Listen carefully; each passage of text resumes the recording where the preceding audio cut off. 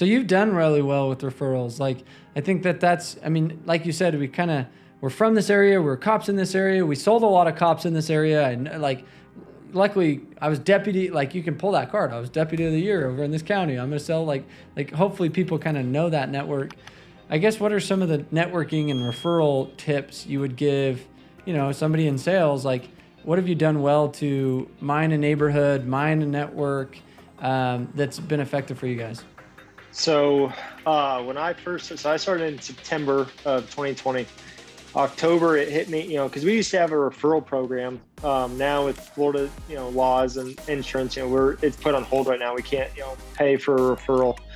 But what I used to do was I would tell somebody, okay, you signed with me. Hey, I said, I'll give you $100 gift card. You give me 2 referrals before your adjuster meeting. When the adjuster shows up, I'll give you $100. And 9 times out of 10, they give me 2, 4, and from there, it turns into and your pipeline grows. And then you work that pipeline until it kind of dries up, where somebody's just an introvert, just wants a roof, and then you find somebody else, and really giving them above and beyond customer service and an awesome roof, but really incentivizing them to versus just, oh, if you write me a Google review, I'd really appreciate it. No, I'll pay you for this. And that really worked, but now it's definitely, with the laws changing in Florida, we can't do that. So now it's just, you can sell yourself and, the work you did for them, or, go above and beyond. Well, oh, okay, yeah, no problem. I'll pick up your mailware out of town. No problem doing that. And just going above and beyond will get your referrals, beyond your wildest dreams. And I'm at a state right now, for my son's baptism and a wedding. I had 2 people call me, I already filed a claim, and they want me to email them a contract and sign with me. I'm not even working. It's crazy. That's so nice. Like, imagine just like getting phone calls. It's like, all right, send you the signature. Like, just you're making deals right and left just through your network. Do you have any other tips on that, Trip? Just kind of, if you say you're going to do something, do it, man. Before, if you're in a state where they didn't change the laws already, I used to, the minute they got approved, or the minute their neighbor got approved, or whoever they referred, used to show up with the referral sheet with that first name on there with a gift card on it. Same day, most of the time. If I could, same day. Whoa, slow down. I don't think everybody caught that. A referral sheet, first name already filled out with a gift card on it. That's a great system right there. Like, having it just, here we go. Yeah. Like date, and this was it. It worked great because the guys give me like 8 to 10 already right now. But like, just had that first name on the sheet. Guy got approved. Put the gift card on the sheet, slid it over to him, and I said, "Hey man, just fill this sheet up. I'll be back." And he's the guy texting me, "Oh, Marilyn got approved. Make sure you bring me my gift card." I'm like, she hasn't even called me yet. she hasn't even told me she's approved yet. Like, I'm like, wow, that's awesome.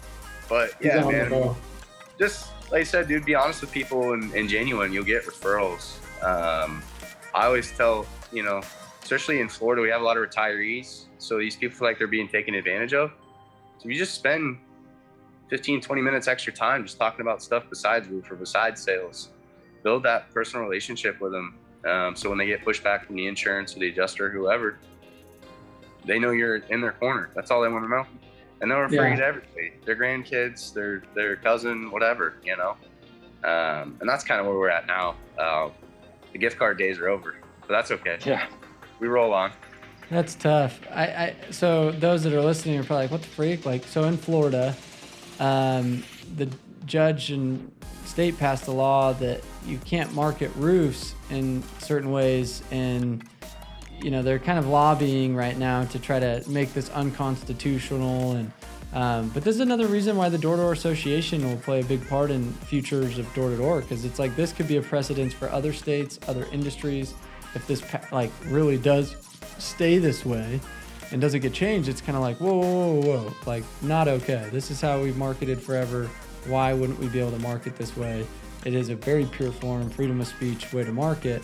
And again, it's kind of this whole, you realize that those that write big checks to government, those that, people are afraid of, almost like the opinion, like the whole George Floyd thing. It's kind of like you're almost afraid to be like, wait a minute, if I want to say my true opinion of this, I'm going to get ostracized. Like I'm going to get in trouble because I have to state an opinion. But it's like, yeah, obviously people are like, oh, you're all getting screwed by the roofing door. But it's like, wait, what if we're not getting screwed by the roofing door people? What if we actually enjoy the fact that they came by and helped like you just said, a lot of retirees, old people that don't want to get on roof and nor do even know that they have damage and they won't get serviced because no one told them. So instead of making an insurance claim, they're going to call the local handyman to fix the roof for $4,000 and I could have got him a new one for $500. Sounds good, right? Sounds like that's what I want my grandma to do. Yeah, it's like, and it's sad because it's like goes back again. And what's cool about you guys, and I respect you guys a ton, and getting to know you, it's just you were willing to take a stand for what's right. You know what I mean? Like leaving I know both your story, and we didn't go into this podcast quite a bit, but it's just that element of I saw something I didn't align with, and I wasn't afraid to say and speak my truth. And make a decision with it. And I think in sales and business, when you really focus on aligning your mission, value systems with the right company, the right leadership, the right team, the right industry, it's going to pay dividends longfold because it's more the fulfillment you get from what you're in and what you're doing. That's what's going to motivate and drive you and keep you doing it long term versus diving into these slumps and peaks and valleys of motivation because you're really just going off of commission and going off of like adrenaline when it's like a competition's happening or something, or they have to throw out a golf trip for you to even want to work. It's because you're misaligned. It's like you're not really aligned with the right team, company, product, service, vision, truth, leadership practice, whatever that is. I guess what would be your 2 cents on that? Like, have you seen that in other jobs or other reps even that maybe have left that didn't really align, or we could never get them to buy in, or I guess where else do you guys see that showing up? Oh yeah, 100%. We see just laziness, and in 2021, it's people don't buy in. They don't understand. I always go back, every day I tell myself, my dad raised me by this one saying, and I live by it, is it doesn't take much to be above average. It really doesn't. In today's age, if you just do that, okay, knock 10 doors, knock 11. You just do that. You just buy into, to that, and you're successful. But I see it all the time that people need. Well, we're gonna have a sales competition. I'm like, okay, so now you're gonna sign 6 contracts. For the last 2 months, you're bragging about, these 2 jobs you got. I said, and now your kid, could be going to private school.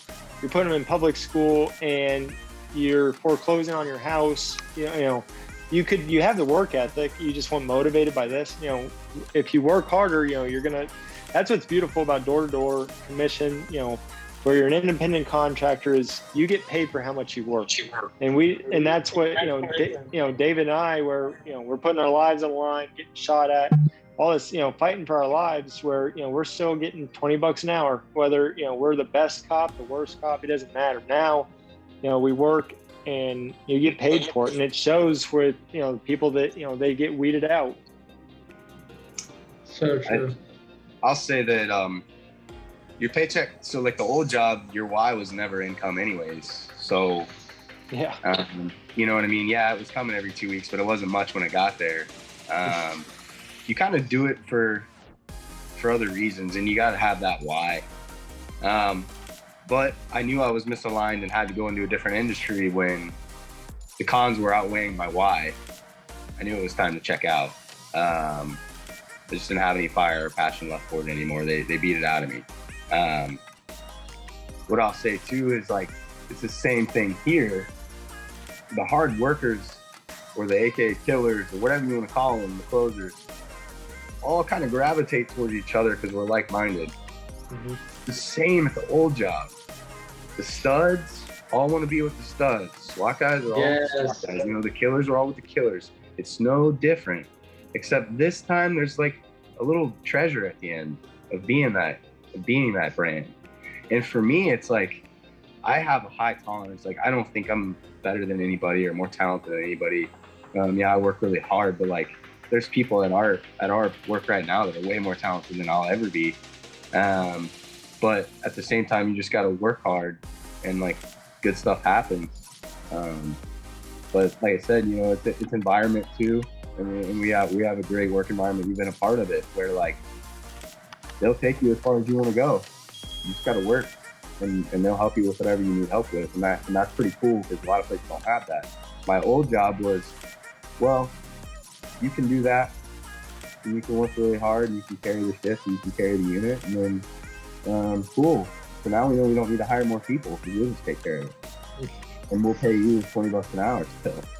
You know, so you're not going to get what you're. Love that. So Love that.